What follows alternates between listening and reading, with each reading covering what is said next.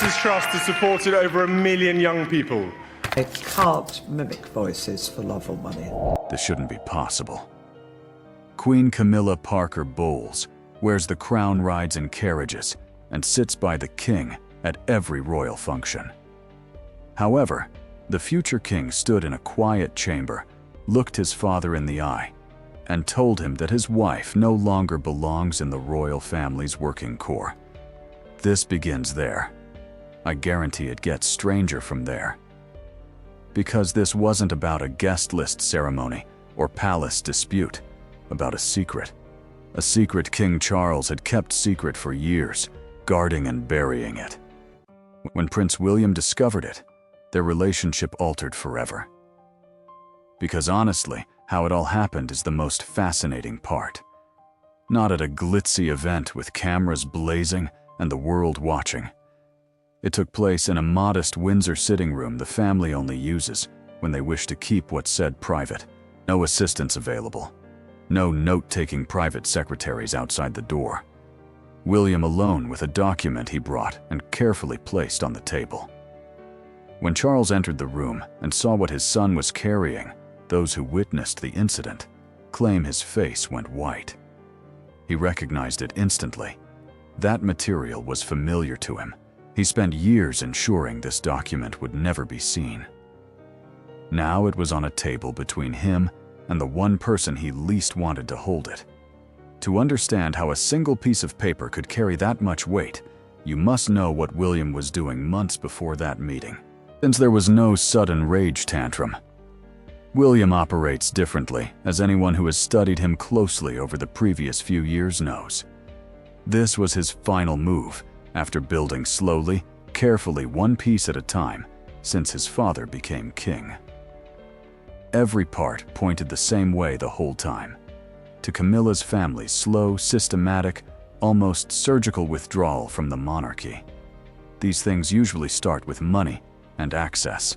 William inherited Cornwall after Charles became king in September 2022. You may not know that the Duchy of Cornwall is the heir's vast private estate. Over £1 billion in land property and investments spanning a significant part of England and Wales generate tens of millions of pounds a year. All of that fell to William when Charles became king. William's first move with that power was to cancel Camilla's sister, Annabel Elliott's long-term contract. Annabel is no longer a distant relative. Camilla's younger sister was deeply involved in royal operations for nearly 2 decades. She's an accomplished interior designer who spent years renovating cottages, curating luxury rental homes, and designing estate after estate's aesthetic. It appears she earned it honestly by work. Everyone in the palace knew the painful truth behind the whole arrangement. Annabel acquired that post since her sister married the estate owner. Nothing was advertised as a competitive appointment. It was family and the crown machinery. The arrangement worked well for nearly 20 years until William became her boss. This shows how William handles things. He never called a meeting, sent a letter, made a statement, explained it, or let anyone fight about it. He waited for the duchy to publish its yearly accounts, a dense, technical financial document that only a few royal observers read. Annabel Elliott faded once those tales surfaced. Just gone. The end of 20 years of royal employment was never mentioned. From the outside, it looked like budget trimming, what new leadership does to tighten the finances. Everyone in the palace knew what it was, so it hit like a thunderclap. The initial cut was well aimed. Next came the guest lists, which were delicate since you could never point to anything, gently, silently, without a written command. Camilla's extended relatives stopped receiving invitations. Her son Tom Parker. Bowles's appearances were rescheduled. Access to formerly guarded crown events became much less secure. Nothing newsworthy alone. Nothing. Nobody could protest. That sums up William's genius. You don't change a monarchy with a spectacular declaration that provides your opponents ammunition. You do it with 100 little deniable gestures, each meaningless alone, but adding up to something no one can untie. This portion is always underestimated about this issue. Camilla witnessed everything. No, she's not naive. This person spent decades clawing her way into a family that actively did not want her. There survived public hatred that would have broken almost anyone else, and learned out of necessity to read every room, every silence, and every tiny shift in who got invited and who quietly got left off the list. When her sister left the payroll and her son started finding fewer doors, she saw the trend immediately. First money, then access. She knew, something deep in your gut before anyone says it, that the pattern was growing inexorably toward one objective. It was unknown to her, and nearly no one else, that William had something else. Something unrelated to contracts invites or seating charts. Something from Camilla's beginning. Returned to before she was queen, and publicly acknowledged as part of Charles's life. The origin of this story is extremely remarkable and nearly unbelievable. William received it from the last person Camilla would have expected to give it to, because a communication reached William through an undetectable conduit 6 months before that Windsor meeting. A royal retiree relayed it. A man whose name you don't know, but whose discretion was absolute within the family for decades. The type of man you utilize because he has never let anyone doubt him. His message was brief. Andrew Parker Bowles, Camilla's first husband and Charles's predecessor, wished to talk to William. Off the record, privately. No assistant secretary's documents or anything that would appear in an official log. He wanted to chat about something private, something he'd kept for ages, something he believed the future monarch should know before becoming king. Now consider how bizarre that is, because it matters. Parker Bowles isn't bitter. He never was.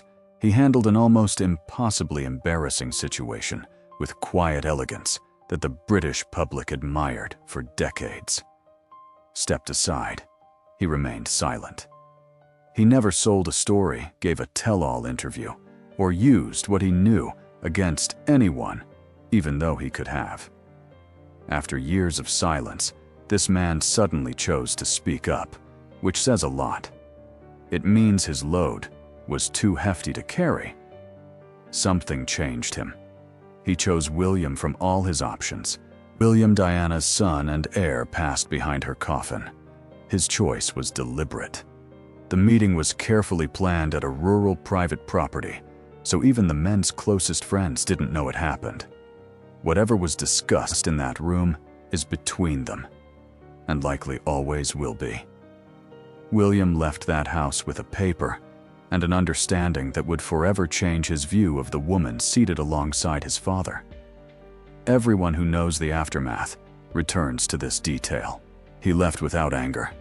It was quieter than anger, and heavier. Those who saw him thereafter described a man who had just been given tangible proof of something he had suspected his whole life, and had secretly prayed he would never have to hold. This is where you must understand something essential about William, since without it, his future actions make no sense. Camilla's persona has never been central to this. Diana has always been the focus. He left in summer 1997, but he never forgot her. He was 15 when he had to fasten his dark suit, swallow every tear, and walk behind his mother's coffin through London while the world watched. A thing like that lasts. It doesn't fade. It sinks into a person's core and becomes their silent, unbreakable identity. William's center is a long-held pledge to himself. Never again. Never let the institution hurt others like his mother. Never soften, sanitize, rewrite, or discreetly bury her genuine tale to make way for the woman he considers accountable for so much of her misery. This secret didn't land like gossip when it reached him. Confirmation arrived. Clarification of Camilla's early behavior. Something specific. Something Charles always knew. Something Charles had actively hidden, and that changed William's mental picture. William had told himself a certain interpretation of events till then. He accepted Camilla's role as the price for his father's happiness. He could handshake her at occasions. He might support her queenship when the time came. He could keep the diplomatic mask on. This document made that mask unwearable, and here's why. It showed Camilla's secret was never hers. It belonged to his father. Charles had known the whole time and actively protected it year after year. That bit cut the deepest. It was not Camilla's doing. William had made a gloomy, exhausted peace with her old self. That was processed. He endured it. He was shaken by the realization that his father was sitting across meal tables from him, standing with him at funerals, weddings, and coronations, smiling in family photos, and holding this back the whole time, protecting her. Hi, viewers.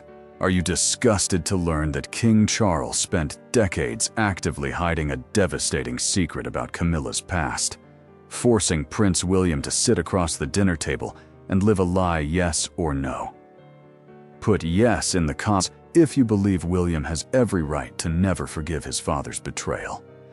Maintaining the myth that kept her crown, William had spent his life as the good son, the loyal heir, the one who continuously sacrificed his own sentiments for the institution and family.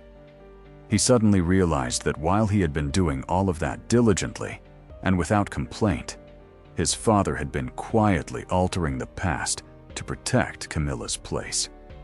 He chose bringing us back to that peaceful Windsor chamber. No shouting from William. Multiple people who know how he handles these situations claim his voice was always casual. Its chillingest element is that.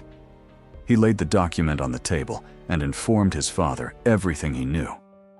He saw Charles slowly realize that the secret he had spent years preserving was no longer a secret, that it was out. It was in his son's hands. William uttered what ended it. He told his father he was done. No more pretending. No more obedience. Done maintaining a pleasant family life that required him to ignore what happened to his mother. He told him Camilla's time at the Monarchy's working center was over, regardless of her status, as long as he had a say. He made it clear that when he became king, which is coming whether anyone likes it or not, she would have no place in the institution he fully meant to construct. By all accounts, Charles did not argue with him. That quiet reveals all. A father defending his wife and a decision he believed was correct would have resisted. He would have argued. His voice would have risen. Charles didn't. So he knew what his son was holding was real. Once William grasped what it meant, the fight was over before it started. He could have said what he couldn't deny the document, right in front of him. He couldn't justify years of silence. He couldn't look the youngster who had walked behind Diana's coffin in the eye and tell him the secret didn't change anything. His response was barely non-existent. He affirmed everything by saying nothing in that heavy, despondent quiet. Camilla discovered what happened the same way she learned about every previous step in this deliberate, patient campaign against her. Secondhand, post-event. Through a channel never meant for her hearing, the reaction, according to others around her, was not the usual rage of a lady in her position. It was more like a gentle collapse.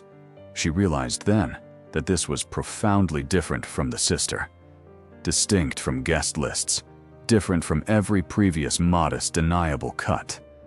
Time could not fix this. This could not be delayed or spun. William had the one thing that made her position eternally unstable. He also knew Charles had helped disguise it, which was worse. Her husband and the son who would one day rule the family had just split over her, ending the silent safety she had always relied on. She stood alone in the growing gap between them, with nothing to grab onto. You must comprehend how Andrew Parker Bowles entering that door affected the whole situation, because that entirely transformed the story. Everything William had was external until that meeting. Contracts, guest lists, financial records, cold, administrative, effective, but bloodless. It may be dismissed as modernization, fiscal discipline, or a new successor cleaning up his inheritance. It wasn't personal on paper, so nobody could prove it. That changed when Andrew handed over what he handed over. William had more than administrative power. He possessed the one thing Camilla's carefully crafted image depended on never revealing. He received it from a non-tabloid, non-enemy, non-hater. It was her first spouse, whose word the public could not dispute. This is repeatedly asked. Correct question. Why now? Why would Andrew Parker Bowles break his decades-long silence? According to those close to the case, the answer is human. Quite old now. As is Charles. As is Camilla. They are all at the age where people start worrying about what they will leave behind. What the record will say once they die. The sanitized version, which portrays Camilla as a patient, misunderstood woman who waited for her happy ending, is gradually becoming official history. The narrative was set by documentaries, biographies, and appreciative newspaper profiles. Andrew, who had lived through the events and knew the genuine tale clearly, could not stomach that false version being the permanent one. So he determined to give the truth to the one person with the standing and motive to keep it alive before he died. He went to the future monarch. Let me take you back to the night this whole affair became public, because there was a public moment before the private one that informed everyone things had changed. Grand charity galas are one of the monarchy's most spectacular shows of unity and invincibility. Nobles, benefactors, cameras every place. Camilla quietly made sure her son, Tom Parker Bowles, would be among the visitors, another little step in the lengthy process of integrating her family. It was her initiative. She even enlisted Charles, believing her spouse could change their son. As usual, William calmly declined. Tom was left off the final list. Then came the moment people still talk about. Tom Parker Bowles apparently tried to enter with his mother's party on the night of the event, but security discreetly turned him away based on clear orders. The son of the Queen softly and clearly rejected admittance at the gates, while everyone else flowed past him into the sunshine and warmth of the festivities. Camilla had to stand inside. She had to smile for the camera's wave and act like the gracious consort while enduring her most personal and public humiliation since becoming queen. She appeared calm, but her hands were quivering, and for the first time in a long time, she looked more like a mother who had just watched her child get locked out of a door. She had finally opened. It was the public signal. Gala was the part the world saw or felt, but it was always only the surface of something deeper, and the document Andrew handed over was that deeper thing. The gala told Camilla her family's welcome was conditional. The secret told her it may be canceled. I want to be careful here, because here is when the story stops being about a single dramatic confrontation in a room and becomes much wider, because what William did in that sitting room was not a man settling a personal score. That interpretation is easy, but inaccurate. It was a future king declaring his monarchy model. The statement is brutally plain. The crown does not hide secrets. This machine cannot discreetly rewrite inconvenient history to make it more comfortable. No matter how long you wait or suffer, you cannot purchase, marry, or enter this family. William witnessed the institution shield bad people his entire youth. He saw it dominate, contain, and then leave his mother without a word. He has resolved with the icy calm resolution that those who underestimate him always miss that his monarchy will never do it again. I kept thinking about Charles's hours alone following that encounter, because this man has spent his entire life being told what he owes to the institution, the monarchy, and the mother whose reign he shadowed for 70 years. He achieved throne, he married the lady he loved, lost and fought for 50 years. By all accounts, he had allowed himself to believe that the hardest part was over. Camilla's place was safe, and the story had reached its desired finish. Then his son entered a quiet room and disproved all that conviction without speaking. Those closest to Charles believe he altered in the days that followed. He maintained his public routine as usual because he was trained to. He grinned when needed, but he felt a new heaviness, the heaviness of a father who realized that the thing he strove hardest to defend was the precise thing that turned his kid against the family he had made. He never lost a fight. He couldn't pretend anymore. For Charles, who has spent his life manipulating appearances, it may have been the greater loss. Of course, a story this big never stays behind palace walls, because the contemporary monarchy leaks no matter how carefully they seal it. First hints of this emerged as whispers, not scandals. A careful, quiet note in the financial pages, first noting an unusual pattern in the Queen's household.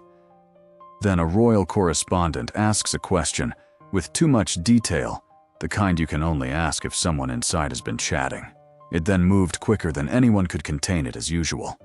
Commentators noticed a pattern: the sister left the payroll, the son was turned away at the gates, and the family silently shrank. People rightly sensed that these were not independent episodes, but part of a larger strategy. The public received the shape without the center. They saw the exclusions, the coldness, and the feeling that Camilla was on the wrong side of a familial line. They couldn't see the document, the secret Andrew had carried through the door sitting locked in that Windsor sitting room. The missing response accomplished what an unanswered question always does in a royal story, filling itself with speculation ideas and the energy of millions of individuals who instinctively know the most crucial information is the one nobody wants to say. The palace was silent. That silence from an institution that has spent ages honing the controlled statement told everyone that there was something worth keeping silent about. One image in the middle appeared to speak more than any remark. A single snapshot from a public engagement shortly after things fell apart shows the family together and apart. Charles and Camilla versus William and Catherine. They stood apart for reasons no photographer or press office could understand. Both couples went through the same event, met the same people, and did the same things. Yet they never appeared together as they had for years. The nation read the photo like a headline. No caption needed. Distance was the tale. After aligning the pieces, you can see the full shape. The sister was quietly fired, with one unrenewed contract. The son avoided his planned events. Invitation upon invitation, the extended family faded away. Finally sat in the middle of it all. This secret, the document. Long-awaited reckoning with his father. It was never a sequence of isolated events. It never was. It was one plan throughout. Executed with brutal patience, and every moment was geared toward one goal. The family his father married into will have no real power in the monarchy when William becomes king. Not one. They will maintain their memories titles, and possibly a house or two given to them as a favor. But the true crown, the institution Diana spent her childhood in, would be forever locked off from them. Look at what William did with the space he vacated to see how deliberate this is. Because he didn't leave Annabel Elliott's name empty in the duchy finances and call it a save. He packed the estate with close pals, direct contacts including godparents to his children. They were loyal to him alone, not to his father or to past arrangements. That's not cutting costs. That is quiet, power-based development. Family his father married into left. The future king's chosen people arrived. Those within the palace who understood what they were seeing comprehended the message without speaking. Old court is closing. A new one is being formed around William on his terms and accountable to him alone. At Christmas, it was visible enough to be noticeable. Camilla invited her son to its annual Sandringham gathering, one of the monarchy's most important traditions that unites the nation. According to various reports, William made his position known. Having Tom at the family gathering would prevent him from sitting. Anyway, Camilla invited him. Who could and couldn't celebrate Christmas with her was unknown. Thus, William skipped the main event. He silently said what he didn't need to say by being away from his wife and kids. A future monarch shunning his family's Christmas to avoid sharing the room on unsolicited terms. That image shows who controls that family and whose comfort the institution will ultimately bow to. William has maintained his public persona throughout. The country needs him just as he is. The calm, modern heir, a loving spouse and hands-on father, the monarchy's future foundation. The people who work with him know that he is something different behind the royal gates, in the chambers where decisions are made. He is strategic, patient, methodical, and unmovable once he decides. Since he inherited the power to do so, he has quietly narrowed the royal circle, defining the exact shape the institution will take when it becomes his, and making sure the monarchy will reflect his vision rather than his father's long list of personal compromises. Camilla realizes that now. The silent tragedy beneath this story is worth contemplating. She struggled harder than most current royals to get here. She faced decades of public hate that permeated every area. She endured scandals. She slowly, deliberately, over many years, rehabilitated her image until the country accepted her. She won the war everyone claimed she would never win. At the coronation, she received Charles, the title, and the crown. However, she is just now too late realizing this. It was never about Charles in the war. It never was about Diana. It came down to whether the institution would remember the woman it broke, or quietly replace her and go on. Through his actions, William has answered that question in a way that no title, crown, or rehabilitation can undo. Because this is the truth at the bottom of this story, once everything else is gone. A secret can last years. Charles proved that undoubtedly. A position can be defended well. From ruins, an image can be carefully reconstructed. One deliberate, deniable step can move a family toward power. No bit of it survives touch with a son who watched his mother suffer, and then spent his entire life silently, privately deciding what to do when the power eventually became his. That authority is now William's. All of it. Has the document. His father's astonished silence proves it. As a distraught 15-year-old child, he made one unbreakable pledge to himself. He's made it the foundation of his new monarchy. No one will delete Diana. Not by time. Not by a paper title. And certainly not by a truth his father spent years fiercely attempting to keep hidden. I recommend contemplating Charles's situation. It's simple to make him the villain. Not correct either. Picture yourself in his position. He fell in love with Camilla before the tragedy. Weddings and monarchy machinery pulled them away. Once he lost her, he saw her marry another. We all know what happened when he married someone else. After decades of controversy, heartache, and public judgment, he got her back, married her, and gave her a crown. He wasn't only shielding Camilla when he discovered this information years ago and buried it. He protected the only version of his life that allowed him to keep his lover. He guarded his ending. For human reasons, a guy might do virtually anything to keep that. He set himself up for this. This pitfall is only apparent in retrospect. Every year he hid that secret, he quietly gambled. It would stay buried forever. He gambled Andrew would keep quiet.